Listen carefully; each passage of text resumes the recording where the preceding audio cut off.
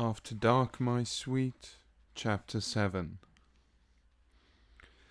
It was 3 nights later.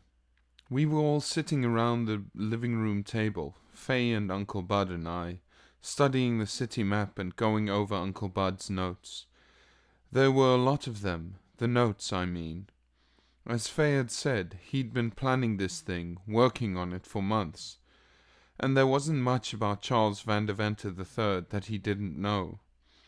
As a matter of fact, I guess he knew quite a bit more than the boy's own folks did, because if they'd known what we knew, and if they'd done anything about it, there couldn't have been any kidnapping. I got to thinking about that part afterwards, when all the hullabaloo broke loose. When there was a 4-state alarm out and thousands of police were called up for extra duty, and hundreds of suspects were rounded up and questioned. Just guessing, I'd say that it must have cost someone several $1 million. And of course there's no way of counting what it must have cost the parents, what they went through. And it was all so senseless, you know. It would have all been so easy to avoid. The more I thought about it, the more it seemed to me that Bill Collins and Charles Vandeventer III were pretty much in the same boat. I know that sounds funny, but we were. Aside from Doc Goldman, who really wasn't able to do anything, no one was interested in either of us until the kidnapping. No one did anything to stop it. They must have known that he was practically a cinch for something like this, and they must have known that I, or someone like me, was a cinch for it. But no one did anything about us.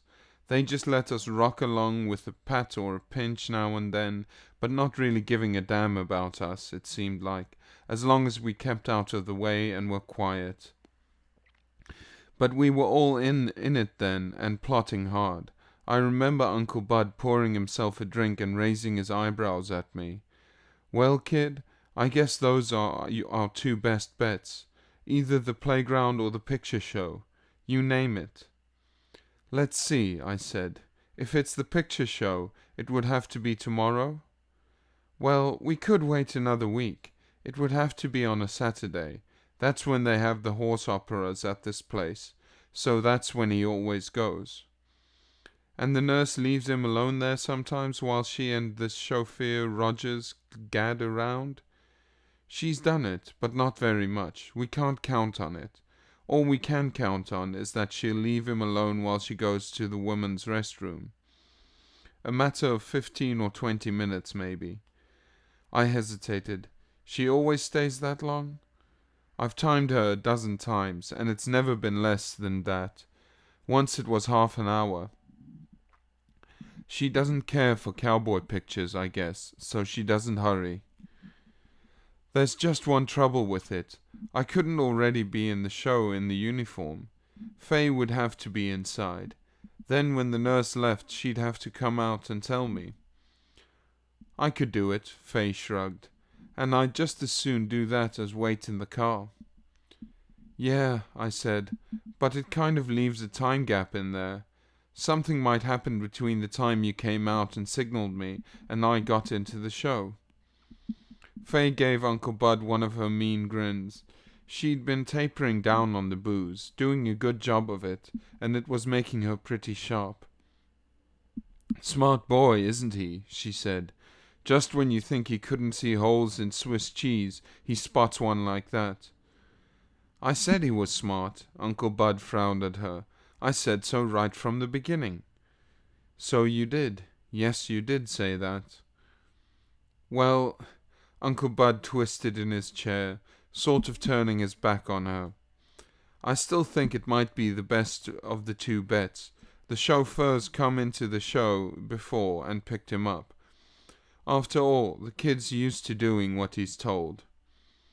He'll do what is told just as well at the playground, I said, and we won't have the nurse to worry about. But you'll have to ask for him at the playground. He'll be mixed in with a lot of other kids, you know, and you'll probably have to go to the playground matron. All that takes time. I guess I'll take it, I said. That show's right down in the middle of town. If there was any trouble, we'd never be able to get away. Faye laughed. She poured a little whiskey into her glass and shoved the bottle toward me. To Collie boy, may his sense of smell ever sharpen. Will you drink to that, Uncle Bud? Uncle Bud gave her a hard look. Then he laughed too, and said he'd drink to anything. But watch this stuff, huh? He added. I know you've been cutting down, but you can't be boozed up or have a hangover on this job. Faye gave him another mean smile. Then she smiled at me in a different way, and I knew she meant to be sober before we pulled the job. Okay then, kid, Uncle Bud turned back to me. We'll make it at the playground on Monday. Tomorrow's out because of the show, and Sunday he stays home. So make it Monday. Around 3 o'clock, I said. Around 3. A few minutes before to play it safe. The chauffeur, this Rogers, takes the boy to the playground at 1, and he never picks him up before 3:30 or 4.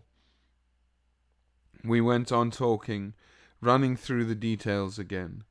After a while I buttoned up the uniform jacket and put on the big outsized glasses and let Uncle Bud look me over. He'd bought the stuff in another city. It was all exactly like the real chauffeurs. Uh-huh, he nodded for me to sit down. Once we do that touch-up job on your hair, you'll pass fine. You're maybe a little taller than the other guy, but no one will be measuring you. These glasses kind of bother me, I said. They make my face sweat, so that I can't see good. Well, you won't have to do much seeing with them. You won't put them on until the last minute. I picked up my drink and took a swallow. I couldn't think of anything more to say, but I kept feeling that I should. Yeah, kid, he was studying me. Feeling a little nervous? Something on your mind? I said I wasn't particularly nervous. I wasn't worried about anything I had to do.